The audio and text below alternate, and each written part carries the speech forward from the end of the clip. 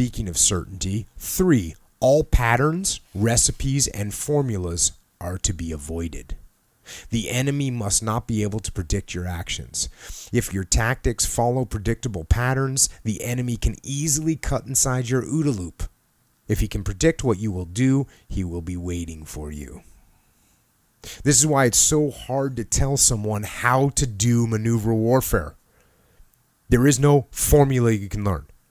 When someone says, cut all the bull about theory, just tell me what to do, you can't. Mm-hmm. You can talk about how to think and about some useful techniques, but you can't give new formulas to replace the ones currently taught. Instead of a checklist or a cookbook, maneuver warfare requires commanders who can sense more than they can see, who understand the opponent's strengths and weaknesses and their own, and who can find the enemy's critical weaknesses in a specific situation. They must be able to create multiple threats and keep the enemy uncertain as to which one is real. They must be able to see their options in the situation before them, constantly create new options, and shift rapidly among options as the situation develops. General Herman Balk, one of the most successful practitioners of maneuver warfare, said, I'm against the school approach that says, in accordance with the ideas of the general staff, in this situation you must do thus and such. On the contrary, you must proceed as dictated by the personalities involved and the particulars of the situation.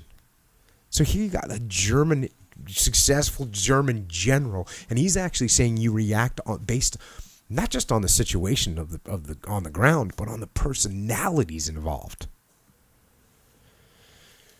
Leadership is an art, my friend. Therefore, one of the first principles has to be there can be no fixed schemes. Every scheme, every pattern is wrong. No two situations are identical. That is why the study of military history can be extremely dangerous. Another principle that follows from this is never do the same thing twice. Even if something works well for you once, by the second time the enemy will have adapted. So you have to think up something new. No one thinks of becoming a great painter simply by imitating Michelangelo.